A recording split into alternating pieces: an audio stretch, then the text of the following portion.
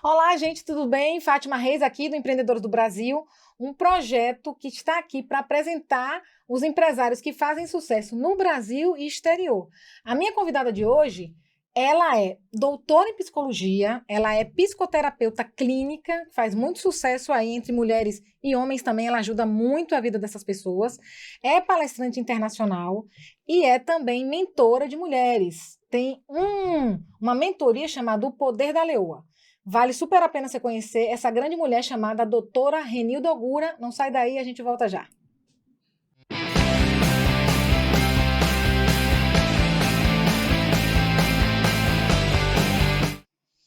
Estamos de volta aqui, gente, eu com a doutora Renilda Ogura, ela que é especialista em desenvolvimento humano e terapia. Tem ajudado realmente milhares de mulheres no Brasil e exterior, com suas mentorias, com a terapia realmente clínica que ela atende no Brasil e no mundo, né, através do Zoom. Então, realmente, vamos falar de uma coisa que está chamando muita atenção das pessoas, que é a saúde mental e emocional. Então, começando aqui, doutora, que prazer estar com você, uma querida amiga que Cristo me deu nesses encontros de network. Então, eu gostaria que você falasse um pouquinho o que é exatamente feridas emocionais. A gente vê muito, né? Temas de palestras e tudo, de falar de feridas, de cura. O que exatamente são as feridas emocionais e o que diferenciam ela dos traumas? Então, as feridas emocionais, elas são experiências vivenciadas. Essas experiências vivenciadas vão gerando essas feridas, né? Que termina interferindo na forma da pessoa pensar, ser e agir. Essas feridas podem ser feridas emocionais do abandono, da rejeição, da humilhação, da traição. Então, são feridas que afetam depois nos relacionamentos na vida adulta. E hoje tem mais novas feridas, tá? Por causa da violência intrafamiliar, então tem mais essa nova ferida e tem também ferida espiritual, que eu falo sobre elas no meu e-book. Sim. No meu e-book Curando as Feridas Emocionais Muito e bom. Restaurando Vidas. Muito bom. E a diferença para os traumas, né? Porque o que é que acontece? Os traumas, eles são eventos. Eles são eventos que acontecem. Por exemplo, o abuso. Né? O abuso gera um trauma, né? Não gera uma ferida emocional. A ferida emocional, muitas vezes, é a distorção da criança. Por exemplo, como tem origem na infância, então, a criança, o pai sai, a mãe sai, a criança se sente abandonada ou alguma atitude ou falta de atitude dos pais, essa criança se sente rejeitada. E não significa que ela foi rejeitada, mas sim a percepção. Ou ela pode também ser rejeitada, né? Então, a ferida da traição, por exemplo, o pai promete uma coisa para a criança, para poder conseguir que a criança obedeça ou faça algo, e não cumpre. Então, isso gera uma ferida da traição. A pessoa cresce na vida adulta, ela não confia nas pessoas, ela se relaciona e não confia porque tem essa ferida lá que gera um gatilho que ativa e ela fica meio, vamos dizer assim, meio que com o pé atrás, ela não acredita, porque lá atrás ela foi traída por esse pai, por essa mãe, pessoas que deveriam amá-la de fato. Porém, pode ser a percepção, ou pode ter acontecido de fato. Enquanto que os traumas vêm do abuso, os traumas podem ser perdas, catástrofes que acontecem, então isso gera os traumas. Nossa, é uma loucura isso, né? Sim. Porque você veja, quando você falou da percepção, né, da pessoa, por isso que é sempre bom lidar com a verdade, né? Sim. Doutora Renilda, porque quando a pessoa está em casa e os pais têm que sair para trabalhar, é bom que eles falam, vou trabalhar. Então, tudo isso, a conversa é real com os filhos, traz uma segurança para ele. E se for o inverso, isso vai trazer o quê? Um adulto inseguro, medroso. Nos fale um pouquinho mais sobre isso, doutora. Baixa autoestima, porque, por exemplo, os pais, mesmo quando os pais falam, explica, nem toda criança vai entender, porque depende do temperamento, depende também de outro, que aqui daria um outro podcast, seria a linguagem do amor. Sim. Porque, por exemplo, os pais podem trazer presente de volta, só que se a linguagem de amor da criança não for presente, ela se sente abandonada do mesmo jeito, ela não se sente amada. Então, pode ser, a ferida emocional pode vir da percepção da criança, Sim. ela pode vir da percepção e não ter acontecido, Sim. mas pode ter acontecido e ela ter sentido e percebido. E isso gera essa dor, que ela carrega para a vida adulta e se expressa em que? Nos relacionamentos. E é como se esses pais acompanhassem eles para a vida inteira. Então, as pessoas na vida adulta vai representar esses pais que abandonaram, que rejeitaram, que traíram, que humilharam. E como é que uma criança adulta, né? O adulto se supera disso, doutora? Tomando consciência. A primeira coisa é tomar consciência, porque é a consciência que vai fazer ela entender que ela precisa mudar nela. Porque o que é que acontece? Os nossos pais, eu tenho na mentoria, eu falo assim, os nossos pais, eles são portais. Sim. Eles são portais. Eu estou aqui por um propósito. Então, meus pais foram portais. Então, eu preciso aprender a ser grata. E os nossos pais erraram. Como nós, como pais, erramos, nossos filhos vão errar, todo mundo vai errar como pai. Porque a experiência, a informação que nós carregamos, nós repetimos o padrão no processo familiar nosso. E muitas vezes nós queremos corrigir esse relacionamento dos nossos pais nos nossos filhos. E aí dá tudo errado, porque é outra família, é outra pessoa, são outros filhos, é outra percepção. Então, isso gera dor, gera decepção, frustrações e conflito nos relacionamentos. Interessante você falar, porque assim, homem e mulher vêm de culturas diferentes, né? Sim. Criações diferentes. E aí vocês dois, né, casal, vai projetar isso nos seus filhos, né? Então, assim, quando a gente fala de feridas emocionais, né, e traumas, né, o que eu vejo muito muitos adultos hoje repetindo erros nos filhos porque eles achavam que era errado os pais chamarem a atenção. Então, assim, eu gostaria que você trouxesse essa conscientização, porque, assim, a gente precisa ter referência e limite. Exato. Porque eu vejo hoje uma geração que não sabe ouvir não. Então, se não sabe ouvir não dos pais, eles não vão saber ouvir não de ninguém. Então, a gente vê hoje uma sociedade, a gente percebe isso, de pessoas que estão perdidas, né, por seus traumas ou feridas. Eu gostaria muito que você fala muito isso nas suas lives, bate-papos, e como resolver, porque assim, imagine, a gente pega um pós-adolescente, né, porque 20 já é quase adulto, né, 18 já responde pelos seus atos. Está vivendo sem consciência da sua responsabilidade como ser humano. E como ajudá-los a perceber isso? É através dos pais? Ou é eles, ou são os dois? Como funcionaria e como é que funciona isso de fato, doutora?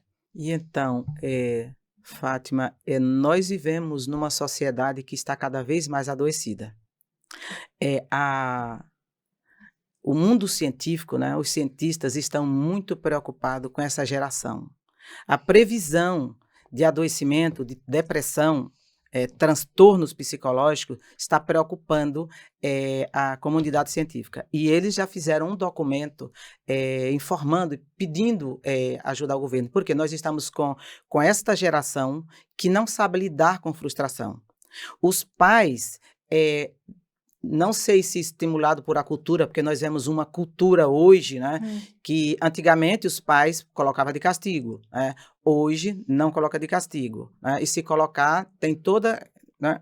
Tem toda essa mimizada. E então, só que esses pais se sentem culpados por não dar atenção devida, por não fazer aquilo que é necessário para a criança. Você vê, a gente vai fazer, nunca vai fazer. O que é que eles fazem? Eles, entre aspas, dão tudo. Eles dão um telefone, eles dão um tablet, então, um videogame, e aí a criança se sente sozinha, abandonada, porém, essa criança está buscando fora.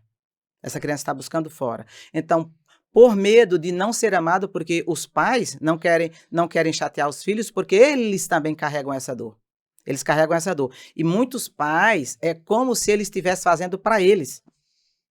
Ele se projeta no filho, ele se projeta no filho, e ao invés de entender esse filho e cuidar desse filho das suas necessidades, ele se projeta e como se estivesse cuidando dele. Aí esse filho começa perdendo a hierarquia. E o que acontece com as crianças, com adolescentes? Eles precisam... Como é que eles vão se sentir seguros? Como é que eles vão confiar nesses pais? Por que eu deixo essas crianças, esses adolescentes perdidos? Porque eles não têm referência. Eles perderam a referência. Qual é a referência? A referência é eu saber que meu pai e minha mãe é autoridade e que eles vão vão me proibir, ou pôr de castigo, ou ter uma conversa, ou ter uma orientação, mas seja ela mais enérgica ou não, e aí ele se dá bem e, entre aspas, dá certo. Então, ele vai se sentindo seguro. Então, quando o pai e a mãe disser isto, ele se sente seguro. Eles não confiam nos pais e na mãe, porque vê esse pai e essa mãe que diz não depois de sim, diz sim depois de não. Então, não tem uma referência. Eles vão se tornando inseguros e cobrando, exigindo desses pais. Exige cada vez mais. Também vão inseguro para essa sociedade. Então, assim, quando a gente olha hoje, é que a gente sabe que tem muito jovem, muita gente que está aí caminhando, está se desenvolvendo, entende isso. Sim. Porque é que se você não apanha dos pais, quando eu digo apanha, não significa bater fisicamente. Palminha. Isso. Não, palminha não me matou, não. Isso, nem a mim também. Se você não apanha dos pais, você vai apanhar da vida. Exato. Porque um dia esses pais vão embora. E como é que eu vou lidar? Só que esses pais não têm a consciência de treinar esses filhos para o mundo e para encarar esta sociedade e para se posicionar com essa sociedade. E isso gera segurança, autoestima boa e capacidade de se posicionar. Só que o que é que acontece? Não tem respeito, perde a hierarquia já foi. Quando perde a hierarquia, tem um desequilíbrio no sistema familiar. E esse desequilíbrio gera insegurança e adoecimento, não só na relação, mas também adoecimento psicológico, afetivo emocional. Sim. E físico. Físico? Físico. Como assim? Físico. O ambiente se torna doentio. Todo ambiente doentio, todo onde adoece as pessoas ali dentro. Por isso que as pessoas, para se curar, elas precisam sair do ambiente. Então, uma pessoa fragilizada que não foi capaz de ter uma estrutura interna, porque é interna, é construída interna, de ter uma estrutura interna para se proteger, ela absorve tudo. E nós sabemos que o mundo é energia. E a gente absorve tudo. E lá fora as pessoas não vão passar a mão na minha cabeça. Não vai passar a mão na cabeça de ninguém. Não quer, chutar. Cai fora, não serve? E aí, quando chega lá fora, não quer respeitar as regras das empresas, quer fazer o que bem entende. As autoridades que tem, que são as autoridades, exatamente, não querem respeitar. E esses pais, muitas vezes, continuam passando a mão na cabeça. E aí, quando a gente olha para essa geração, como é que ela vai estar nos relacionamentos? Como é que elas vão ter plenitude em suas emoções? Não tem, é adoecimento.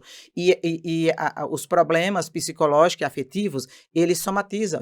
Então, depressão, ansiedade e outros transtornos mentais. Então, neurologicamente, fica afetado o sistema. E também há uma involução no sistema neuronal, porque existe a plasticidade neuronal quando você busca conhecimento, quando você busca, o sistema neuronal vai aumentando. Dessa mesma forma, essa plasticidade, ela evolui. Então, se você não busca descobrir, não busca se conhecer, não busca conhecimento, essas partes vão desligando e vai gerando adoecimento. Olha que loucura. Aí você veja... Isso eu já ouvi e já vi em pessoas. Já ouvi e já vi. As doenças psicológicas, emocionais, né? Tudo relacionado à emoção, ela traz doenças físicas. Sim, sim.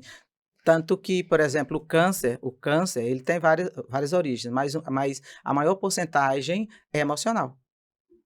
É emocional. Então não é bem genética, né? Não. Mesmo porque a epigenética já prova que você pode combater a genética. É a tua estrutura, a tua escolha, é o ambiente externo e o ambiente interno que você constrói, que pode combater, pode desviar esse poder da genética. Que coisa louca, né? Então, a mente tem um poder de construir e destruir. Que ótimo. Depende com que você alimenta. E aí, quando a gente olha para essa geração hoje, é alimentado com o quê? Com desinformações. Informações distorcidas, os fake news, né? As telas, os jogos estão destruindo as pessoas. Então, assim, a minha tese é sobre solidão e rede social. Sim. Gente, destrói, acaba com a pessoa. Então, você tem que ter um tempo de tela. Quando a gente olha para essa geração, ela tem tempo de tela. O tempo de tela dela é quase 24 horas por dia. E o ideal é quanto, doutora? Olha, dependendo da criança, no máximo, criança, 30 minutos, se for muito bebê. Aliás... Eu acho errado criança. Isso, exatamente. Tem países aí, eu não lembro agora quais são os países na Europa, que já proibiram. É lei, por causa desta preocupação do cientista. As telas é tirada. Até 14 anos, a criança não pode, ou a pré-adolescente não pode ter telefone. Não pode. É proibido. Que Acho que uns bom. 4 países. Eu não lembro agora Que bom. quais são os países. É proibido. E se o pai der, é o pai que vai pagar. É o pai que vai ser punido. Vai responder por essa. Na escola, nem pensar. Então, assim, porque eles estão preocupados com uma sociedade no futuro saudável, principalmente mentalmente. Porque se você mentalmente não está bem, como é que vai ficar o teu corpo? Como é que você vai servir à sociedade? Quem vai ser essa pessoa? Você vai ser uma pessoa que está contribuindo para essa sociedade ou vai ser essa pessoa que está sendo um peso para essa sociedade? É o coletivo, né, doutora? Exatamente. Porque a gente tem que pensar que a gente não está no mundo só. Infelizmente, recentemente, Juliana Marins, né, uma menina que morreu, que caiu no vulcão. Eu vou dizer assim, viajar é muito bom, mas não façam isso sozinhos, porque sempre tem um para ajudar o outro, né? Vai em dupla. Trio ainda é melhor, né? Quando você faz trilha. Então, assim, foi triste o final dela, tentaram ajudar a resgatar, ela estava a 600 metros. Caiu. E eu achei interessante o pessoal que foi ajudá-lo, né? O pessoal que faz trilha e tal, eles tentaram fazer o possível, mas não é culpa deles. Porque é um lugar realmente que é turístico, mas é complicado. E você ir para um lugar sozinho, onde não tem pessoas, não façam isso. Eu lembro, há 20 anos atrás, Lençóis na Bahia, né? Então, muita gente faz trilha e faz aqueles rapel e tal, de gente cair fazendo rapel e morrer. Então, assim, tem que ter preparação, tem que ter pessoas ao redor. Não façam isso sozinhos. Porque é bom viajar? Mas com responsabilidade. Sim, com responsabilidade. Eu sinto muito por ela e nem culpo, né? Porque sempre é aquela história. Nunca aconteceu, mas um dia pode acontecer. E a gente já viu outras histórias assim. Então, assim, sim, a gente não nasceu para viver só. Por mais que tenha pessoas, eu não gosto, não quero ter ninguém, ok. Mas é bom a gente andar em bando, como fala, né? Em comunidade. Então, a gente precisa do outro, o outro precisa da gente. Então, isso é uma sociedade sadia. Quando a gente precisa e quando a gente também está disposto a ajudar. Exato, exatamente. E você me dizer que a preocupação hoje de países de pensar numa geração futura, eles estão voltando para o que a gente viveu. Exato. Porque a gente tinha uma infância sadia, porque a gente não tinha celular. A gente via a TV, se não visse naquela hora, a gente não ia ver. Exato. Então, assim, tem um lado bom de a gente ver as coisas na hora que a gente quer? Sim. Tem. Mas está preocupando. As pessoas realmente passam tempo eu mesmo me policio. Muito tempo. Porque a gente que trabalha com isso, fica lá, não, chegou. Eu desligo, boto no modo avião e não quero saber depois de um certo horário e só vou pegar depois das 8. Entende? Então, às vezes eu pego para ouvir minha meditação, mas eu só pego outro celular que não tem ninguém para poder ouvir minha meditação com o pastor Ronaldo Oliveira. Alimentar o espírito. É importante. Então, assim, você trouxe realmente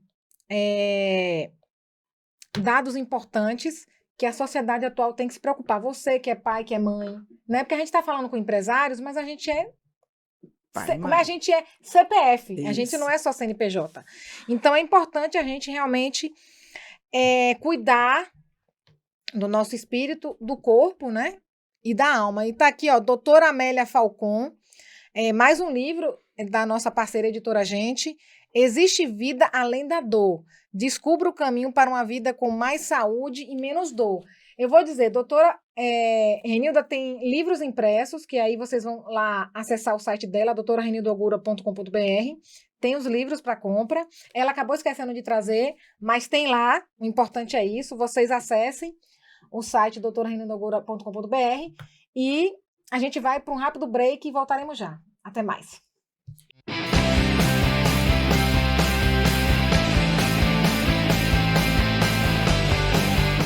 Olá, gente, estamos aqui de volta num bate-papo maravilhoso sobre relacionamento, traumas, emoções. Estou aqui com a doutora Renilda Ogura. Então, doutora, a gente vai agora falar de relacionamento, que é uma coisa que você trabalha muito no seu consultório, que é sobre, eu vou dizer que eu não digo só em jovens, mas eu digo em pessoas maduras também, sim, que se frustram. Então, assim, vamos trazer 2 casos. Vamos começar com jovens. Porque para a gente, na juventude, tudo é único, tudo o primeiro é para sempre. Não é verdade, a gente sabe disso. A maturidade traz essa consciência para a gente. Então, de fato, o que é um relacionamento de jovens é a relação de amor. ela me deixou, eu morri, não quero mais saber de ninguém. Por que que isso acontece? O que de fato tem que estar na cabeça do jovem que acabou um relacionamento agora e como se proteger e se curar dessa dor? Relacionamento sempre foi, né, dolorido. As músicas cantam desde antigamente a dor do relacionamento e, inclusive, reforça isso. A gente fica escutando e reforçando. O que é que acontece? Por isso que eu só louvo. Isso. Por isso, o que é que acontece nesses relacionamentos? A pessoa está despreparada, a pessoa não se ama, ela não se respeita, ela não se valoriza. Então, ela vai para o relacionamento achando que o outro vai te fazer feliz. E eu vou achando que vou fazer o outro feliz. Ninguém tem a obrigação de fazer outro feliz. Gente, é uma responsabilidade muito grande. A única pessoa responsável pela minha felicidade sou eu, é você, o único responsável. E isso é construído enfrentando o quê? As nossas feridas emocionais. Encarando os nossos traumas e vencendo, buscando a ajuda necessária, porque senão eu vou para a relação adoecida, né, me projeto no outro, eu acho, muitas vezes eu me culpo, fico me culpando o tempo todo, responsabilizando porque eu estou fazendo o outro infeliz, e o pior de tudo é que o outro me cobra e faz chantagem, dizendo que eu não consigo fazer ele feliz, eu não consigo fazer ele feliz, e aí você fica o quê? Puxa vida. Refém, né? Refém. E aí, a parte para os relacionamentos abusivos, parte para os relacionamentos patológicos, aí gera a dependência emocional. Gente, isso tem uma profundidade tão grande. E o que é que acontece? A gente precisa ter muito cuidado, ter muito cuidado. Então, assim, a pessoa que é jovem, que acha que está amando, né? O que é amor? O que é amor? Amor é uma decisão e uma construção no relacionamento. Perfeito. Porque eu não conheço a pessoa, a gente se projeta no outro, ele vai me fazer feliz, eu pego o meu amor, porque todos nós temos a capacidade de amor dentro de nós. Agora, este amor precisa começar de mim para comigo mesmo, porque quando eu me amo de fato, já diz o primeiro mandamento, amo o próximo como a si mesmo, então o segundo mandamento, eu vou entender o outro e amar o outro como ele é e como ele está. E quando eu entender que o outro, ou perceber que o outro está de forma distorcida nessa relação e quer cobrar ou fazer chantagem de mim, eu achar que eu tenho a obrigação eu preciso aprender a me posicionar. E aí eu vou me respeitando, porque existe assim, ó, autorrespeito, autovalor, né? Então, preciso me respeitar e autoamor. Isso vai honrar você e a tua vida. Perfeito. E isso também vai honrar o relacionamento. E aí eu me torno digna de me relacionar, de me doar a parte que me cabe, que é uma troca. Relacionamento, ele é uma troca. Eu preciso dar e receber, não como obrigação. O que acontece? Algo natural, né, doutora? Natural, porque quando eu cobro de você na relação para você me dar algo, e você é obrigado a dar porque eu estou cobrando, pedindo, né? Exigindo muitas vezes, né? Fazendo algumas renúncias, apesar do relacionamento ter renúncia, mas é outra coisa. Sim. Só que quando for a minha vez, eu vou me sentir obrigada. Agora, como é que eu vou continuar amando alguém? Como é que essa relação vai continuar saudável se eu sou obrigada a fazer algo que eu não quero, que eu não gosto? E não significa que a gente não tenha renúncia nos relacionamentos, mas isso tem limites. Perfeito. E aí eu vou fazendo que não gosto. Vai acabar o amor, não vai? Primeiro que no jovem esse amor ele está muito fragilizado. É só o começo. Então, quando começa aquilo, você puxa vida. É muita emoção, gente. Então, assim, explode dentro da gente. É paixão, na verdade, é hormônios, né, doutora? Eu acho que tem muito relação com isso, né? Nossa, muito. Porque imagine, paixão. A gente que é casada, imagine se a gente fosse... o amor não é paixão todo o tempo, todo dia, não é. Porque se fosse isso, não tinha casamento. Exatamente. Né?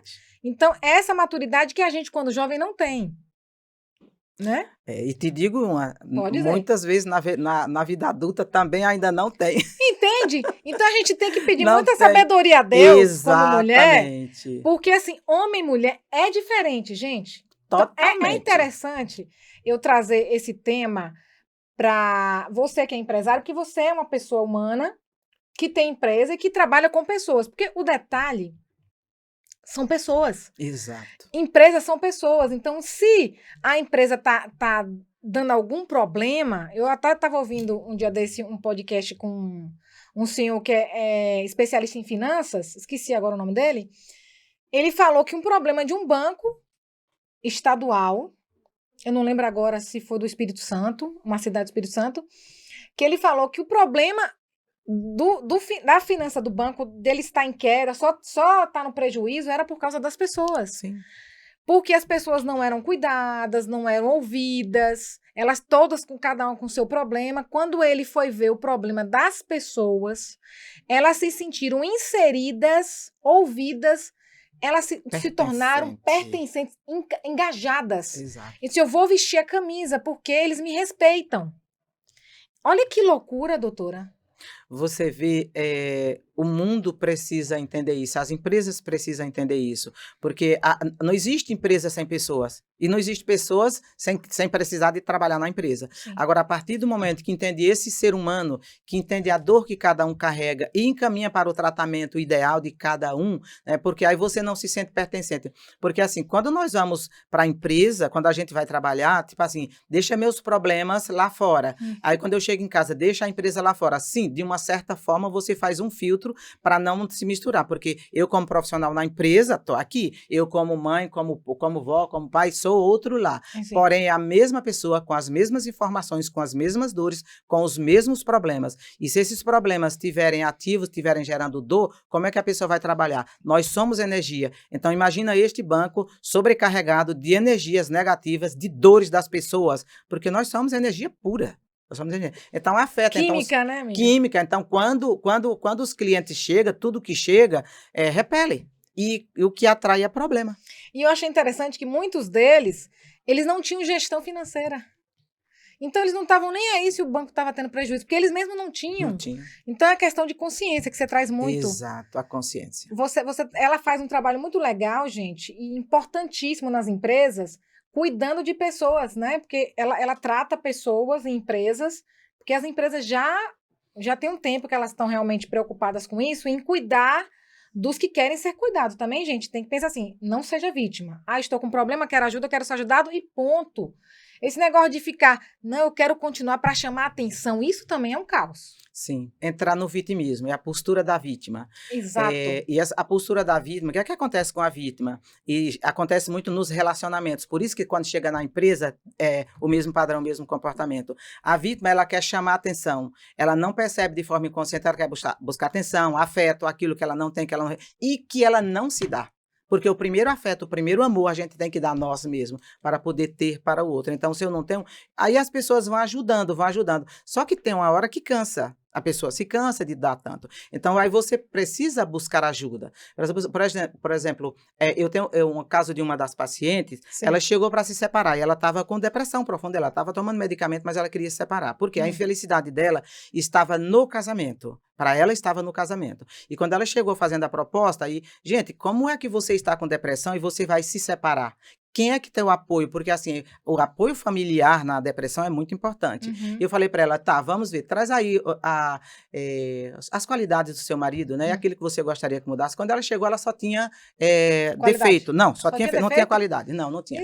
E que queria separar. Eu digo, tá, então traz na próxima, traz as vantagens e desvantagens dessa relação. Sim. E por que é que você quer separar? Qual a vantagem de você separar? Sim. E quando ela trouxe falando mal do marido, desqualificando o marido, e eu falei, tá, e qual é a vantagem da separação, né? É que eu vou ter liberdade. Só que eu já tinha conversado com ela bastante, ela falou assim, só que depois de tudo que você falou aí, porque ela foi falando os defeitos, eu fui pontuando, né? Sim. Aí ela, só que depois que você falou aí, eu acho que eu já tenho liberdade, eu tenho independência, eu tenho liberdade, eu faço o que eu quero, então não é isso, é outra coisa, né? E aí eu comecei a trabalhar o autoconhecimento com ela. Quando foi na terceira sessão, ela chegou e falou assim, olha, eu descobri que esse negócio de autoconhecimento ajuda a gente a entender que as pessoas não são tão egoístas como a gente pensa. Não são tão egoístas. Meu marido e meus filhos não são tão egoístas como eu pensava. Porque ela começou a olhar para ela. Para dentro. Porque, para dentro. Quando eu tenho um problema na relação, eu preciso parar de olhar para o outro e começar a olhar para mim. O que é que eu preciso consertar dentro de mim? Porque quando eu conserto e ajusto dentro de mim e reequilibro dentro de mim, eu paro de gastar energia, desperdiçar energia que gera adoecimento no outro. Perfeito. Porque assim, aí eu me misturo com o lixo do outro. Se eu não estou resolvendo os meus, aí quando eu cuido aqui e eu vou reajustando, primeiro, muitas coisas que eu via como ruim, como negativa, passa a perder o valor e não é aquilo que eu pensava. Então eu vejo algo que criação da minha, vamos dizer assim, criação da minha mente, porque vai aumentando. Então, eu vejo que não é o outro. E aí, quando eu vou me ajustando e eu vou me posicionando, normalmente o outro começa a mudar. Se ele não começar a mudar, aí você vai se tornando saudável, não misturada com o lixo do outro, e aí você tem capacidade de se posicionar. É necessário separar? É necessário, eu estou identificando. Aí você chama a pessoa e senta. Você faz a sua parte, o seu 50%. Porque na relação eu só consigo fazer os 50%. E esse 50% que eu faço pode salvar a minha relação, pode salvar um casamento. Porque eu vou entender que não é responsabilidade do outro, que eu fico cobrando para a pessoa se ajustar ao que eu gostaria, mas eu não estou fazendo a minha parte. E muitas vezes o outro fica calado porque não acha, ou então entra um conflito. Então isso é preciso entender, sempre olhar para você, nunca apontar para o outro. É sempre sobre nós, né, doutora? Sempre sobre nós. Tudo começa Fantástico. E termina em nós. Em nós. Porque nós carregamos educação, nós carregamos lixo aqui e dor aqui. Quando eu me misturo com o lixo do outro e com a dor do outro, por isso que a psicoterapia é importante, porque a psicoterapia, você não se mistura com a dor. Você olha a dor de longe e dá direcionamento. Porém, a escolha é da pessoa. Porque a vida é feita de escolhas. Então, se eu estou nessa relação, se eu estou nessa situação, foi escolha minha. O outro pode ter contribuído, mas a escolha foi minha. Porque se eu não assumir as minhas responsabilidades pelas minhas escolhas, eu tô dando o poder da minha vida na mão do outro. Eu sou o quê? Refém. Sou refém, eu sou uma vítima, eu estou me colocando como vítima para o outro resolver as minhas questões, o outro tirar a minha dor, o outro me fazer feliz. Isso adoece a relação. E não tem relação que se sustente dessa forma. Vai se gerar abusiva, em algum momento vai se gerar abusiva e patológica. E você trouxe uma coisa interessante, que já é outro caso. Uma querida amiga da Bahia, ela foi abusada de todas as formas de um parceiro que ela disse que era um príncipe encantado nos primeiros meses, e parece que depois de 7 meses, se eu não me engano, de relação, ele mostrou a verdadeira face. Então, ela disse que era abusada de todas as formas, que eu não gosto nem de pensar. Era abusada de surras. Ela apanhava, ela lançou um livro na Bahia, que eu esqueci agora, mas, claro, o nome dela, e ela fala que ela estava cega, e ela se tornou refém dele, e ela conseguiu, parece que depois de 1 ano, fugir do cativeiro, né? Da casa que vivia. Então, imagine, os filhos dela estavam com ela, até que o ex-marido, percebeu que tinha alguma coisa errada, Deus é que é bom, e foi lá e tomou os filhos dela. E foi a melhor coisa que ele fez, né, para os filhos. E aí, depois de um período, ela conseguiu fugir. Como é, doutora, que uma pessoa que sofre esse abuso, que ela fala muito, né, e outras pessoas, já entrevistei delegada de mulher, que fala muito dessa questão de a mulher, que tem homens também, mas é muito raro. Sim. Mas é muito mais raro.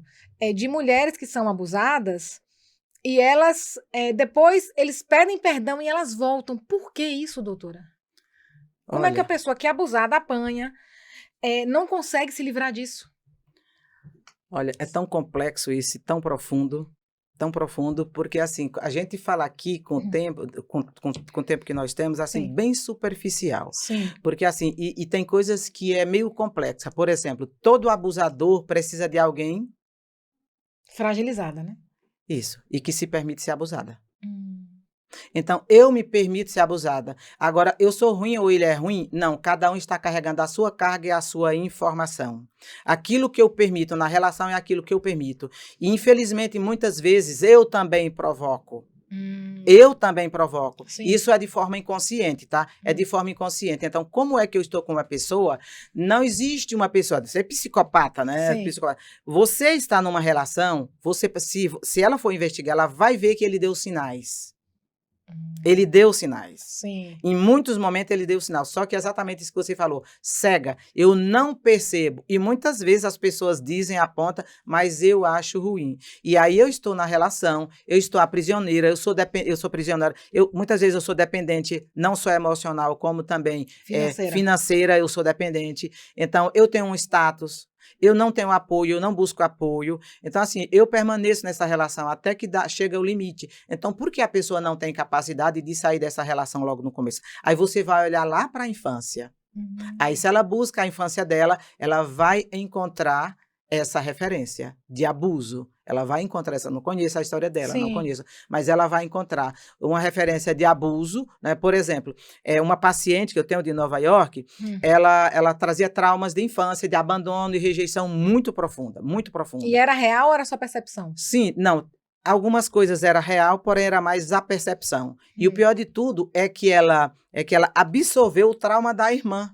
Porque elas ficaram num convento e a irmã aprontava daquelas mesmas. Sim. E sabe o que as irmãs faziam? Pegava ela, colocava num quarto escuro, só pão e água. Ela morria, essa dor ela carregava. E aí ela trazia essa dor para ela, só que não era ela que sofria essa dor, era a irmã que passava por isso. Só que eu, quando estava trabalhando na terapia, e ela não sabia se posicionar. Ela não, hoje ela já consegue, graças a Deus. Que coisa Nossa, boa, né? mudou, você não faz ideia. Belo trabalho, você não faz ideia. E aí ela conversou, eu digo, já conversou com sua irmã? Quando ela foi falar com a irmã, você acha que a irmã tinha trauma de estar trancada lá no quarto a água? Nenhuma. Mas, menino, você não sabe o que é que eu aprontava. Eu achava era bom quando elas me trancavam lá. Às vezes eu aprontava para ficar trancada lá no quartinho sozinha, que era só eu lá. Porque... Comendo pão e tomando água. Comendo pão e água, mas ela ficava sozinha, porque ficava todo mundo no mesmo quarto. Sim. Então, você vê, ela absorveu o trauma do outro, para ela já é a percepção. Então, essa mãe fugiu né, do Nordeste, né, para São Paulo, porque era abusivo o relacionamento, olha só, lá atrás, porque ela já tem 60 e poucos anos, né? Sim. Então, lá atrás, veio para São Paulo e ficava na rua, porque não teve onde ficar. E aí levaram ela para um convento. E essa mulher tinha que trabalhar e as filhas ficavam no convento. Então a mãe demorava a ir visitar, buscar. E ela achava que a mãe tinha abandonado. Então você vê a percepção. A mãe não abandonou. Então as irmãs, para ela, era a pior coisa que existia. Só que daí, no trabalho da psicoterapia, ela foi identificando que existia muitas irmãs boas. E quantas delas ajudaram. Existia uma madre ou outra que era muito ruim, existia uma que era... Mas aí ela começou a entender, porque ela rejeitava a criança dela. Ela literalmente rejeitava. Ela foi, antes da psicoterapia, ela foi no convento para deixar a criança lá. Quer dizer, estava matando a criança. Quem é a criança, gente? A criança é a minha base. A criança é a minha base, é meu alicerce. Se eu abandono a minha criança, quem sou eu? Por isso que eu falei para você, né? Eu fui, a gente conversando com a minha criança, conversando, eu digo, nossa, minha criança é minha luz, é a minha âncora, é o meu suporte. E fui agradecendo a criança. Então, a gente tem que olhar para essa criança. Não importa o que a criança... Olha só, eu fui abandonada, né, pelos meus pais e aconteceu tudo isso. Foi a criança que foi abandonada e essa criança está aqui, essa informação, esse registro está aqui. Agora, eu continuo abandonando a minha criança, mas eu fico olhando e acusando os meus pais que não cuidaram da criança. E eu estou fazendo o que pela minha criança hoje? Perfeito, doutora. Que percepção fantástica. E essa questão de infância é interessante, porque assim, quando a gente tem uma infância... Eu tive uma infância maravilhosa. Tem muita gente que... porque você não era responsável. Eu era criança, eu aproveitei meu tempo de criança. Eu fui namorar com quase 15 anos, e as minhas amigas tudo namorando com 10. Eu, não... A gente é criança, a gente tem que aproveitar. E eu dou graças a Deus o quanto eu aproveitei. Brincava na areia, subi em árvore, andei de bicicleta, caí que tá ralada.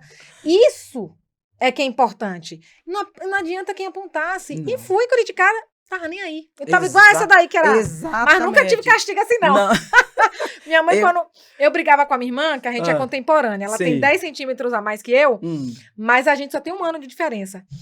E ela tinha essa questão, porque você não é responsável, não sei o quê. Eu não tava nem aí. E eu digo, senhor, a ignorância às vezes é boa.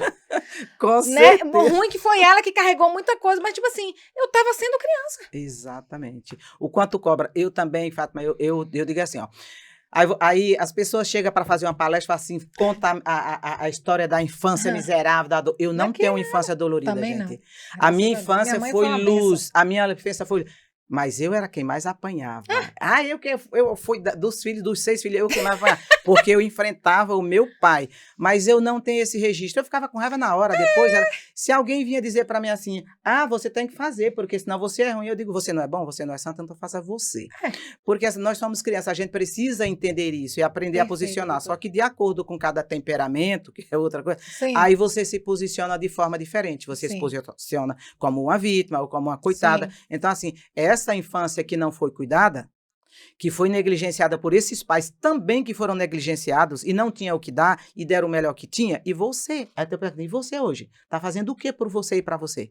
Não faz, mas eu fico olhando para o passado. Então, assim, o passado já passou. Já passou. Né? Já passou. O hoje, o aqui agora que eu estou fazendo, construindo aqui agora, é passado amanhã. Futuro existe? Não existe. Exato. O futuro eu construo hoje.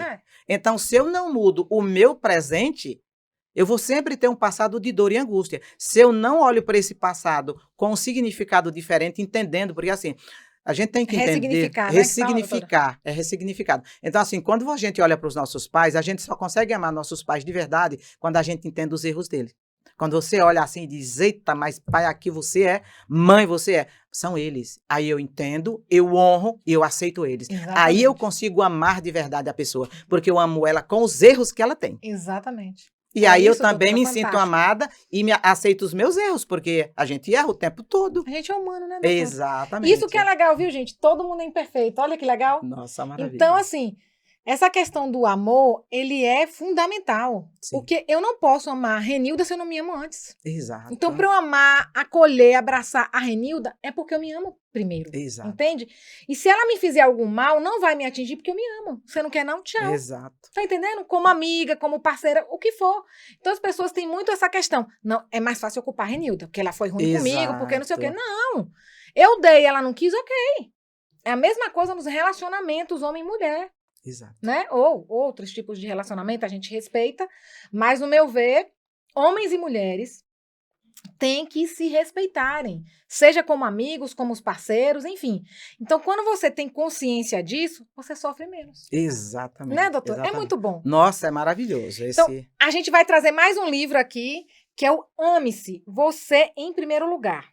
Primeiro, eu amo a Deus, viu, gente? A gente tenta, né? Porque a gente, ele fala, porque realmente, a gente, quando é egoísta, porque a gente ama muito a gente, acima de Deus, a gente é egoísta. Então, esse cuidado a gente pede a Deus, né? Senhor, me ajude, porque quando a gente te bota em primeiro lugar, as coisas ficam melhor. E só com a ajuda dele, viu, gente? Ninguém é perfeito, ninguém é anjo, ninguém é santo, não. Bom só um, a gente tenta, né, amiga? Com a ajuda do Espírito Santo. Com certeza. Que eu acredito, tá?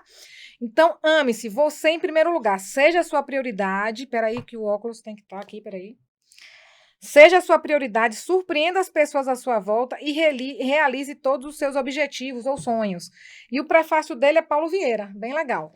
Então, super indico também esse livro. Vamos para um rápido break e voltamos já.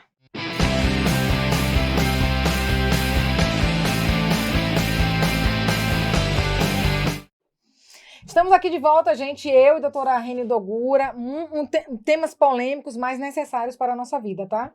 Então, essa questão de amar-se antes de amar qualquer pessoa é fundamental. Eu diria até que é essencial, tá, gente? Vamos lá, eu queria que você me fale, que você me fale muito da importância da meditação para a recuperação emocional. Ela realmente ajuda ou é conversa? Olha, a meditação é uma das coisas essenciais, primordial para você voltar ao equilíbrio, para reequilibrar o teu corpo, reequilibrar a tua mente e as tuas energias. Porque o que é que a meditação faz? E quando a gente fala em meditação, a gente pode estar falando de meditação guiada, você pode estar pensando, fazer uma meditação de ouvir alguma música só tocada, sim, oração, sim, sentar e fazer exercício de respiração, ou fazer exercício de respiração também deitado, é muito importante, porque a respiração, ela corta o fluxo dos pensamentos. Corta o fluxo dos pensamentos. E aí, quando você inspira, você imagina luz entrando, ao expirar, imagina algo escuro, o que representa a dor que está lá dentro. Ele corta esse... E o corpo responde. Da mesma forma que o corpo responde a pensamentos e estruturas negativas, também positivas. Né? Então, a meditação ele serve para reequilibrar o corpo, a mente e o espírito. E aí, cada pessoa tem que buscar a meditação que é ideal para ela. Então, o que é ideal? Eu geralmente pergunto, o que é ideal para você? Porque, por exemplo, como eu sou uma pessoa muito de fazer, de ir, de elétrica, para começar a fazer meditação, imagina. Porque tem umas meditações que elas são muito lentas, gente. A minha mente, se for lenta, a minha mente começa a pensar em outras coisas. Entrar em parafuso, você quer? Aí, o que é que eu fazia? pegava a meditação, colocava na velocidade, eu aumentava a velocidade para acompanhar o meu raciocínio. Sim. Porque senão eu fico esperando. Então, assim, cada pessoa precisa buscar. E assim, qual é a meditação que identifica, que eu me identifico com ela, né? Porque às vezes a pessoa não se identifica com uma. Louvores também. Então, louvores de acordo com aquele que você mais gosta. Por quê? Quando a gente escuta um louvor, assim, porque a música, quando a gente fala em música, a música, ele não passa pelo crivo da razão, ele vai direto para a emoção. Por isso que é preciso muito cuidado que música que você escuta, porque ela alimenta e a mente tem como verdade. Então, assim, eu estou sozinha, infeliz na vida, eu vou beber até cair. Gente, pelo amor de Deus, você está construindo adoecimento mental, psicológico e físico. E pior de tudo, você vai para as relações como esta pessoa. Você vai trocar energia sexual com estes pensamentos em você e você recebe do outro também. Então, por isso que é importante que música que você escolhe para escutar, os louvores que te elevam, porque quando a gente escuta louvor, toca o coração, eleva. E na presença de Deus, gente, quando a gente ora, que senta a presença de Deus, sabe, você recebe que muitas vezes você dá vontade até de chorar, de tanta felicidade, porque é luz. É luz. E nós vivemos num mundo de, vamos dizer assim, de trevas, de escuridão. Sem dúvida. Fora o lixo que a gente carrega, a nossa sombra, a nossa escuridão, os desertos que atravessamos, né? Sim. Então, assim, eu preciso olhar para a minha escuridão, para as minhas sombras, o que é que eu estou atravessando e o que é que eu preciso saber, aprender. Porque assim, quando eu atravesso um deserto, que eu chego no oásis, eu preciso entender qual foi o aprendizado dessa travessia. O que eu precisei nesse deserto que eu não tinha e como eu posso pegar essa ferramenta aqui. E tudo está dentro de nós. Os recursos estão aqui dentro, então eu preciso acessar. Só que para isso, eu preciso conhecer as minhas vulnerabilidades, as minhas dores, as minhas angústias, as minhas feridas, o meu lixo. Então, porque se fala muito do empoderamento feminino. Sim. Põe uma roupa, fica maravilhosa, chega empoderamento ali no salto, empoderamento feminino maior que existe é você conhecer a sua dor, a sua fragilidade, o seu lixo. Porque quando nós conhecemos a nossa fragilidade, eu não me coloco no terreno do inimigo. Então, eu sei que é minha fraqueza, eu começo a aceitar. E a partir do momento de eu aceitar a minha fraqueza e vulnerabilidade, eu vou a Deus e vou aprender a me cuidar. E vou aprender também a me proteger. Proteger minhas emoções, meus pensamentos, vou aprender a filtrar, ver o que assisto, que companhias que eu tenho, quais são as conversas, o que eu escuto, para poder eu proteger e blindar as minhas emoções. Para poder partir para relacionamentos mais saudáveis. Pois é, é uma coisa assim, tão simples. E o pior que é simples, né? Simples. Muito simples. É questão de consciência. Exato. É questão de consciência. Essa consciência, Fátima, essa consciência vem para o autoconhecimento, né? Quando eu me conheço, eu vou tomando consciência. Quando eu tomo consciência, eu vou aceitando. E ao aceitar e assumir a minha parte, eu vou me responsabilizar pelas minhas escolhas e assumir as consequências dessas escolhas. A partir daí, eu começo a filtrar e fazer escolhas diferentes. Só assim, né? Só. Tudo parte do autoconhecimento. Exato. É impressionante. Em sua experiência, quais são as intervenções mais eficazes na jornada de cura? Jornada de cura. Além do autoconhecimento, e você, para se conhecer, você precisa fazer o quê? A psicoterapia. Você precisa... Porque, assim, as pessoas acham... Hoje ainda tem um certo preconceito em relação à psicoterapia. Acha que é só louco que tem que fazer psicoterapia. Bem que louco nem vai. Não, nem vai. Para começar, não está nem lá. Você vai para se conhecer, para gerenciar suas emoções, para ver como é que você está no relacionamento, para aprender a se posicionar, aprender a se conhecer, aprender a lidar, gerenciar, aprender a dar significado diferente para as suas experiências, para as suas vivências, entender as suas feridas, que todos nós carregamos feridas emocionais e todos nós temos crença de desvalor, desamparo e desvalia. Todo ser humano tem, em grau menor ou menor. Temos as três e uma geralmente se destaca. Mas eu já peguei paciente com as 3 crenças ativas. As 3 crenças, é muita dor. E aí, quando ele saía, o que é que eu fazia? Eu me ajoelhava e orava. Porque era muita carga negativa. Muita carga negativa. Então, e aí, quando eu estou com carga negativa, o que é que eu absorvo? Eu sou um imã que absorvo também só carga negativa. Eu estou no limbo. E isso afeta não só físico, mas espiritual também, psicológica e afetiva. Então, um ser nesse estado, ele vai para alguma relação de forma saudável? Não vai. Ele entra num relacionamento abusivo. Tá vendo a origem dos relacionamentos abusivos? Então, eu tenho um abusador que sofreu abuso, que quer abusar alguém, mas que de alguma forma constrói uma máscara, porque existem as máscaras sociais e é normal e saudável, porém, há algumas máscaras, né? São máscaras doentias que caem depois do relacionamento. Só que a pessoa dá sinais. Ela dá sinais. Não tem como não dar. Ela dá. Sempre, né, doutora? Sempre dá sinal.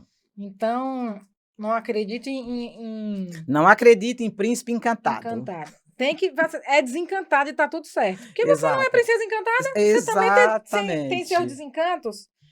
Então, assim, como você enxerga as conexões entre emoção reprimida e doenças físicas? Emoções reprimidas e doenças físicas. Toda emoção reprimida, ela vai estourar no corpo. Ela vai somatizar no corpo.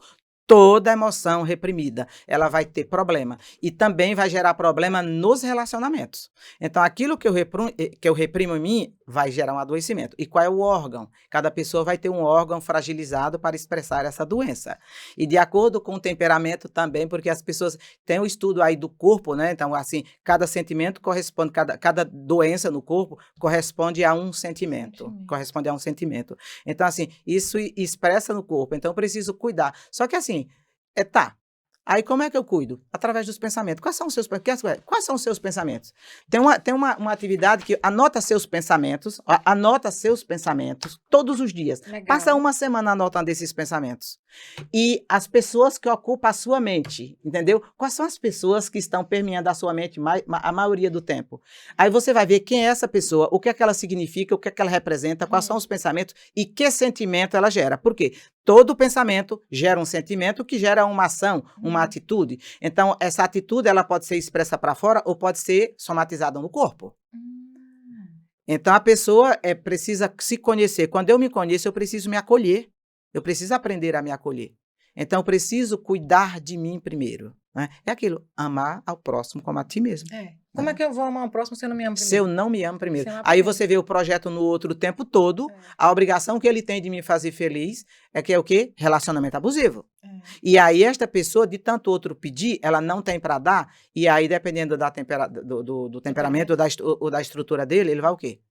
Ele vai agredir fisicamente, porque quando se chega na agressão física, quando chegou na agressão física, já passou por todas as outras. Todas as outras. Já passou pela psicológica, pela emocional, pela material, pela afetiva, passou por todos. Então, quando chega na física, é o limite. Chegou no limite. Então, assim, não tem mais como judiar. Sabe a mensagem fazendo chantagem emocional? Sim. Essa mensagem, uma hora, vai ser um tapa. Uma hora vai ser um tapa. Se tiver oportunidade, uma hora vai ser um tapa. E aí, dependendo de como o outro reage, a pessoa não aprende a se proteger, ela se coloca como vítima, como a dependência, né? Como dependente. Sim. E se coloca, tipo assim, todo abusador precisa de alguém para ser abusado. Sim. Né? Então, aí eu tenho estrutura que eu atraio essa pessoa. Por que eu atraio essa pessoa? E aí você vê que eu vou cuidar em mim? E tá tudo bem se você atraiu, tá tudo bem. Não é para se culpar, porque eu trabalho muito isso, Fátima. Não se culpe. Culpa não é coisa de Deus. Sim. Eu digo culpa não é coisa de Deus. Sim. Porque o culpado... é o inimigo. Isso. Porque o culpado, ele é réu. Ele não acabou, está condenado. Então, eu não me culpo, eu só preciso entender, me acolher e me aceitar e dizer assim, olha, Senhor, né? resolver. Essa, Senhor, sou eu. Me ajuda. Porque quando eu reconheço, eu vou sair disso? Não, eu não vou mudar do dia para a noite. Eu vou cair de novo. Senhor, essa sou eu, me ajuda. E aí você vê, eu vou me empoderando, conhecendo as minhas fragilidades e fraquezas, indo a Deus para me dar força, né? Cuidando de mim, dessa minha criança, desse meu adolescente, e me responsabilizando pelas minhas escolhas.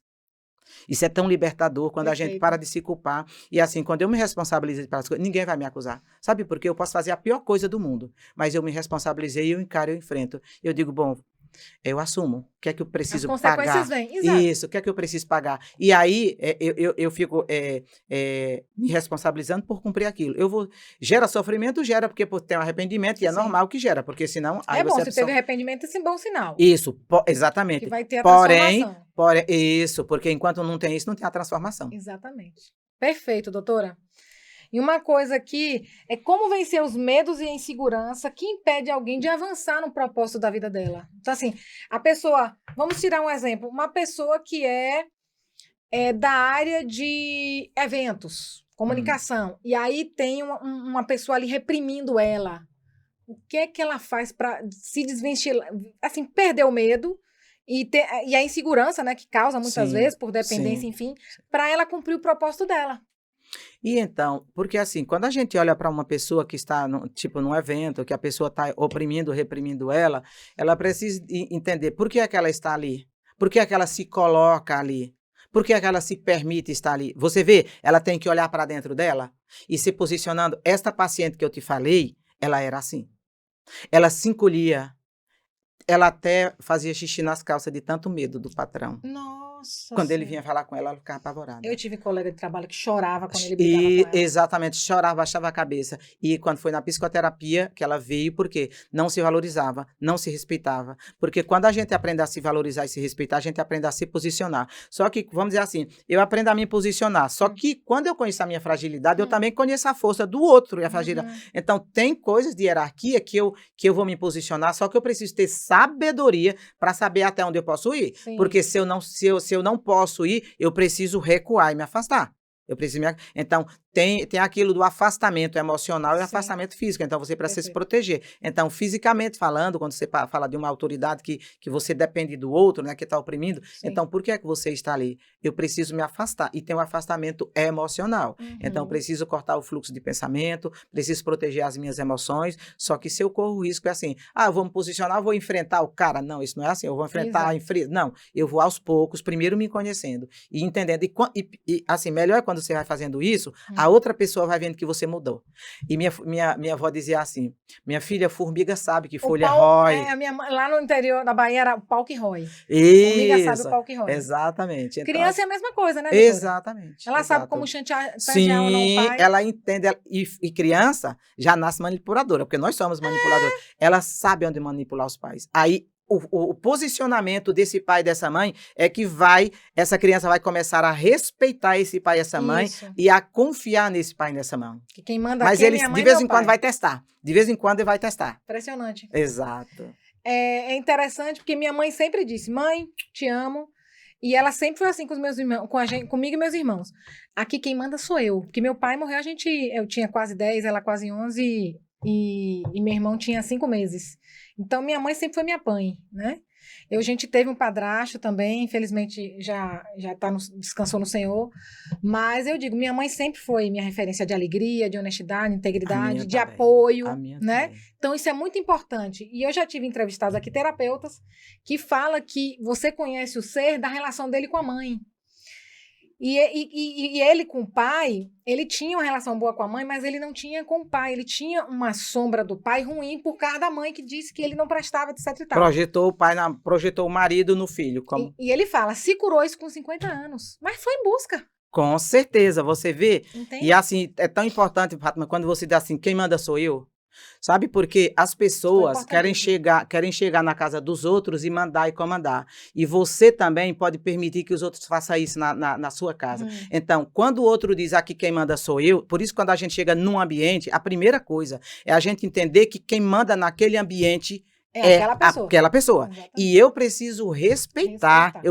Então, eu já me coloco no ambiente com respeito, porque no meu ambiente também quem manda sou eu. Exatamente. E eu, na minha casa, quem manda sou eu. É isso mesmo. Eu mando na minha casa. Se for para eu não mandar na minha casa, eu não quero casar. Perfeito. Agora, quando eu estou num ambiente que é do outro, aí eu vou respeitar a regra dele. Eu quero ficar nessa casa, nesse ambiente, seja lá com quem for, não é essa regra? Não dá certo. Eu tô precisando, eu fico respeitando a regra, mas vou me preparando para sair. Porque eu tô me respeitando, tô me amando, me valorizando, mas também estou respeitando, valorizando e honrando o outro. Exatamente. É isso, faz toda a diferença. Com certeza. E eu acho que é isso que essa nova geração precisa entender, né, com muito amor, porque isso é bom para você. Exato. Então, quando você vê, eu sou contemporânea da minha irmã. Quando a gente brigava, minha mãe e as duas vão apanhar.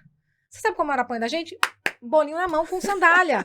Eu chorava logo para não apanhar mais. E tipo assim, tudo bem. Ai, que absurdo, gente, eu não aguento isso. Isso para mim não me matou e me fez refletir. Nem a mim. Me fez refletir muito. Então, assim, minha mãe disse assim, não pode fazer por isso, por isso, por isso. Exato. Vocês não vão ver TV por isso, por isso, por isso. Isso criou na gente uma casca de proteção. Sim, então, nossa. Eu tive chefes mesmo, que faziam minhas colegas chorarem. E a mim, não. Eu me posicionava, mas respeitava ele. Exato, olha a diferença. E ele não aumentava o tom de voz comigo. Porque no dia que ele fez, eu disse muito obrigada pela oportunidade, mas aqui pra mim já deu. Exato. Então, você tá vendo que é o posicionamento? Claro! Então, tipo assim, eu estou... Porque você permite. Mas eu só tenho esse lugar. Não, você pode muito mais. E se você pode, deixa as portas abertas, que a gente nunca sabe de amanhã. Exato. Então, muito obrigado. Muito obrigada. Deus abençoe e até mais. E vá lá procurar trabalhar num lugar que vai lhe deixar... Exato. E você vê vencer o medo, porque quando você, a pessoa ela fica encurralada com o seu próprio medo, refém do seu próprio medo. E o medo, às vezes, ele é real. Quando o medo é real, você busca a solução, aí você busca o proteger. Agora, na maioria das vezes, esse medo é a percepção distorcida. Exato. É um medo criado e reforçado por mim todos os dias, porque me acho incapaz e incompetente, porque tem alguma informação, aí você vai lá para a infância, né? Aí você vai, algum trauma ou alguma ferida emocional, alguma percepção distorcida, que está ali gerando um gatilho para você ter esse posicionamento distorcido e tá com esse medo. E muitas vezes a pessoa que está carregando ou alimentando, reforçando esse medo, é uma forma dela ser a vítima. Com medo a pessoa vai me proteger, eu vou achar alguém que vai me proteger. Exatamente. Só que, gente, a pessoa pode te dar algo para te proteger, só que o resto você tem que cuidar, né? Exatamente. É sempre você. Sempre, impressionante. Sempre você. Que incrível esse nosso bate-papo, que a gente bate os nossos papos, mas é diferente. Você está trazendo informações valiosíssimas, pessoas que estão assistindo a gente, tá vendo assim, é isso que eu estou passando, vou procurar ajuda com um psicanalista, um terapeuta, psicanalista, psicólogo, terapeuta, o que for. Busque ajuda. Agora tem um Brain Spotting, né? Brain Spotting, que é uma nova... como é que fala? Não é ferramenta, Gente, fugiu a palavra, mas é uma coisa que muitos psicólogos trabalham, eu conheço psicólogos que trabalham e terapeutas, que são até 10 sessões, pode ajudar aquelas pessoas que têm preconceito da terapia, sim, né? Eu mesmo, a vez que eu tava amigas minhas falaram, você tá ligada no 330, né? Nem no 220. E isso foi ruim pra mim, então eu tive que procurar uma terapia para descarregar um pouquinho as energias e não ser tão ansiosa. Isso foi muito bom pra mim. Você pode fazer também autoterapia, tá? Autoterapia é importante. Autoterapia. Então, a respiração eu faço. Sim, importantíssimo. Conversar diante do espelho. Sim. Você pode conversar diante do espelho, conversar com você mesma, questionar, porque você é como Augusto Cury fala, você precisa questionar e duvidar dos seus pensamentos o tempo inteiro, porque existe a janela killer e a janela light. Só que quando a gente vai olhar para a nossa janela killer, que é a nossa fraqueza, ela tá gigante, ela tá um monstro. E a luzinha aqui bem pequenininha. E aí, cada vez que você acende essa luz, esse aqui vai diminuindo um pouco. Vai diminuindo um pouco. Então, este enfrentamento para com você mesmo, e aí você vai fazendo enfrentamento de formas diferentes, às vezes precisa ser enérgico, precisa ser mais acolhedor, então precisa tomar cuidado, né? Porque senão, por exemplo, a minha criança, se ela está sofrida, e eu vou ter um enfrentamento com essa criança, e não é acolhedor, gente, é minha base. É uma criança que precisou de ajuda o tempo inteiro, de cuidado o tempo inteiro. Foi negligenciada e não está sendo cuidado agora por mim, então eu posso sentar. E muitas vezes eu preciso sentar com essa criança de forma séria e conversar. Você não está entendendo, é assim, assim, assado. Eu posso cuidar de você depois, agora eu vou cuidar de você, me ajuda. Não, tá tudo bem, eu vou proteger você. Porque essa criança, essa informação, esse registro aqui, porque está registrado nas nossas células, né? Perfeito. Ele está ali, ativo o tempo inteiro. Nossa. Aí eu é que preciso cuidar dessa minha criança. Tá tudo bem. Eu posso contar uma história? A minha? O medo. Ó, o medo meu. Se existia um trauma na minha vida, se era um trauma, vacina. Meu Deus, pensa no maior trauma da minha vida, vacina. No dia que chegava... Porque na minha época não tinha vacina que vai no posto. Vinha o pessoal lá, vinha lá para a cidade e todo mundo ia tomar vacina. Aí... Menino, eu chorava. Eu chorava o dia todo. Eu não podia fugir, me esconder, porque se eu fugisse, papai ia bater em mim e ia levar do mesmo jeito. Sim. E eu ia. Mas depois passava. Aí, quando eu fui viajar para Angola, né, porque quando eu viajei para os outros países, não precisou vacina. Mas para Angola eu precisava de uma vacina. E aí, você não faz ideia do meu medo. Você não faz ideia do meu medo. A criança, eu senti a minha criança apavorada. Eu senti o pavor da minha criança. E aí? Desesperada. Eu enfrentei. Eu enfrentei. Gente, olha, quando ele falou, toma a vacina, vai assim, assim, assado. Eu respirei fundo. Gente, eu digo, já vou amanhã. Olha só, eu não vou me permitir ficar com esse medo 1 semana, 2, 3 dias. Eu vou amanhã enfrentar esse medo. Sim. Passei a noite, tomei até um ansiodorão para ficar calma.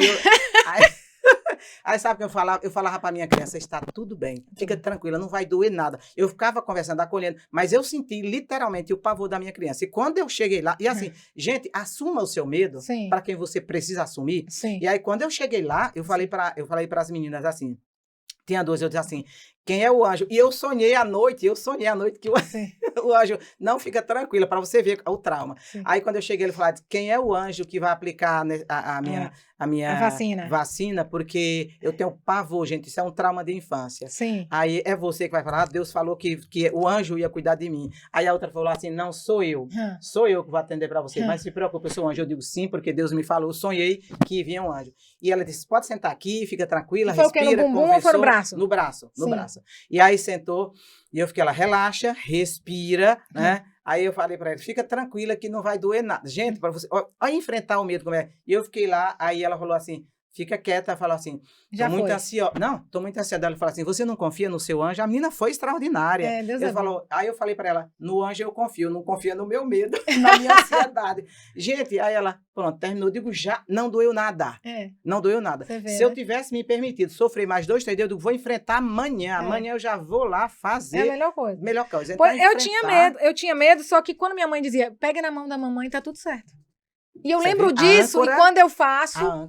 quando eu faço isso, eu tive recentemente... Eu me acolhi muito, conversei muito comigo. Vitamina B12, eu tive uma deficiência, e aí a doutora disse, você vai ter que ser injetável 3 vezes, cada 10 dias você vai ter que tomar. E dói. E aí eu disse assim, eu fui olhar pra agulha pra quê? Eu não olho. Não olho. Aí eu olhei pra ele e só lembrei da maminha. Quando ela dizia, pegue na minha mão e tá tudo certo. Você vê que loucura, né? Exato. Que não é, que bênção. Então, assim, minha mãe disse que tá tudo bem, vou fazer, senti a dor, disse, fulano um anjo, Claudiane. E aí, ela disse, já tá acabando. Então, na cabeça tá acabando, já me ajuda. Isso. Menina, eu senti a dor, que eu disse, eu senti a dor mesmo, meu marido lá fora esperando. Ele, foi você gritando, eu digo, dói, assim, eu não grito, a gente fala alto, ai, dói. Ele não podia entrar pra segurar na sua mãe? Não, que nada, na posição da bunda, né, da lado da bunda. Que dói menos, porque o bicho é pesado. E tanto que eu fiquei muito bem, menina. Vitamina B12, que eu tava comendo pouca carne. Então, vitamina B12 e D é essencial. São hormônios, gente. Sem eles é terrível. A gente que tá na pré-menopausa, eu nem olho. Mas vamos lá, gente. Eu vou agora para um rápido intervalo pra gente voltar com o ping-pong. Até já.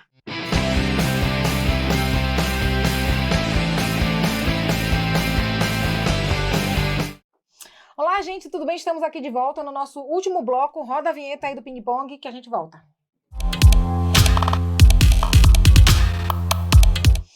Então vamos lá, Renilda, você vai me responder com uma frase ou uma palavra esse ping-pong, ok? Uhum. Vamos lá. Uma palavra que define sua missão como empresária. Amor. Um hábito que te impulsiona todos os dias. Oração. Qual o seu maior desafio como empreendedora?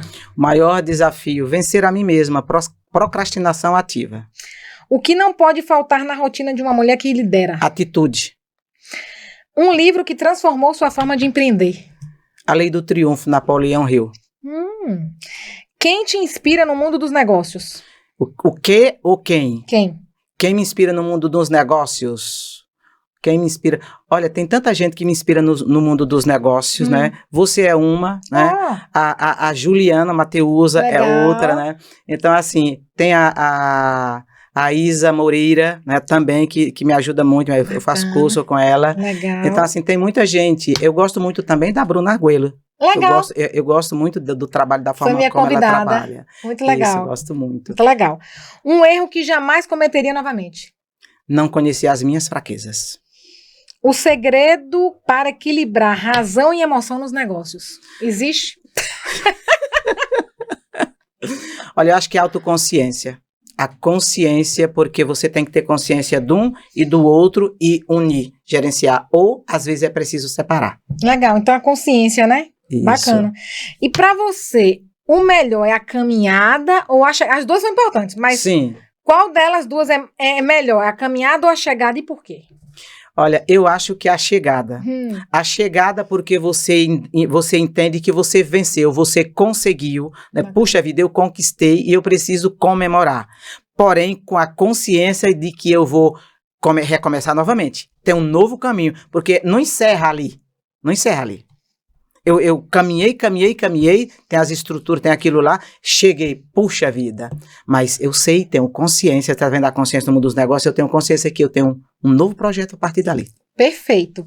E que mensagem você deixa para as mulheres que têm medo de empreender e o que elas devem fazer. Podem olhar para a câmera da verdade e falar com elas. E com eles também, né? Isso. Querem empreender e tem medo de fazer. Você sabe o que é que acontece? Nós, na maioria das vezes, achamos que não somos capazes de fazer as coisas, que nós não temos capacidade por causa da nossa crença de desvalia, né? E aí é importante eu me conhecer, eu conhecer essa minha crença e buscar ajuda para que eu possa vencê-la. Então, assim, você, quando você se conhece, você busca força e acessa dentro de você para poder fazer aquilo que é preciso. E o importante é saber o que você precisa fazer para mudar a sua vida, dentro da sua realidade. Porque aquilo que eu faço para empreender dentro da minha realidade é uma coisa, dentro da sua é outra coisa. Porque nós, na maioria das vezes, projetamos querendo fazer o que o outro faz. É uma realidade e outra uma outra coisa. Não olhe para o palco. Existem os bastidores. E ame os seus bastidores. Aprenda a amar e fazer aquilo que é preciso nos seus bastidores. Porque de tudo que você tem, de tudo que você recebe e de tudo que te ensinam, nada vale se você não tiver uma atitude. Porque é sempre a sua atitude que vai fazer a diferença na sua vida. Não só fora, mas dentro também. Se conheça profundamente suas fraquezas, conheça as suas lutas, suas dores, aceite, ame a sua história. A sua história é a força que te movimenta, é a força que te leva, é a sua história que está sendo construída hoje, que torna-se passado. Aprenda a olhar com o seu passado, para o seu passado com significado diferente, dê um significado diferente, para poder construir o seu futuro. Se você estiver aprisionada no passado, você não vai para canto nenhum. Perfeito, então é sua atitude que faz a diferença. Seja agente ativo da sua mudança. Perfeito, doutora. Quero aqui falar, gente, ó, a revista Empreendedores do Brasil, ela é 100% digital, baixe gratuitamente lá no empreendedoresdobrasil.com. Tem lá uma matéria da doutora Renilda falando, ó, Voz Interior, Inimigo Oculto, maravilhoso, você baixa lá gratuito, muito interessante. E na edição da Bruna Arguello, ela fala sobre, vamos aqui, violência psicológica, análise sobre os efeitos de uma violência invisível. Ó, maravilhosa, tá lá a matéria, baixa, gratuita, envie para os seus amigos que precisam também, né? E eu vou deixar um último livro aqui nessa noite, já que a gente falou de tanto buscar, melhorar e tal, um livro da Kênia Gama, Desperte a Mulher Brilhante que Existe em Você, também um livro da nossa parceira editora Gente, vale super a pena você ler.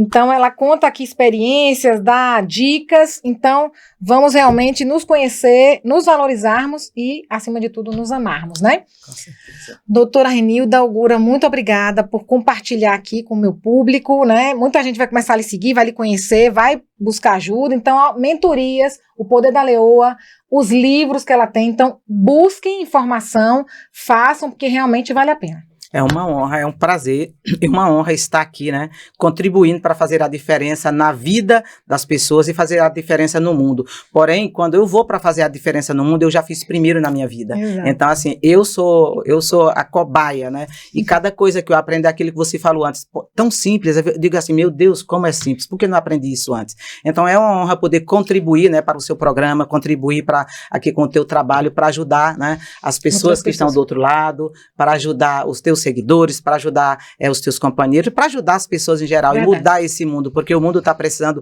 de pessoas que levem conhecimento de fato para fazer a transformação de dentro para fora. Muito amor a gente precisa. Muito amor. Então, que Deus continue abençoando a sua vida, amém, sua família e seus negócios. Amém a todos nós. Sim. Então, gente, não esqueça, estamos também no canal no YouTube, estamos aqui na TV Mais, uma TV parceira lá do Rio Grande do Sul, que está na Smart TV e na TV Box, está na Tubarão Canal 46, na Sat TV Ijuí, canal 271, estamos na Sinalnet Canal 22 e na Internet Sul, Canal 26. Muito obrigada por sua audiência, agradeço a Lucas, né, que é o diretor lá da TV, que nos acolheu também, nos convidou para ser parceiros, para nós um privilégio, que Deus também continue abençoando a vida de vocês. E para vocês que nos assistiram, tanto aqui no canal como na TV Mais, meu muito obrigado e fica a dica. Seja a mudança que você quer ver, faça a diferença. Fiquem com Deus e até o nosso próximo programa.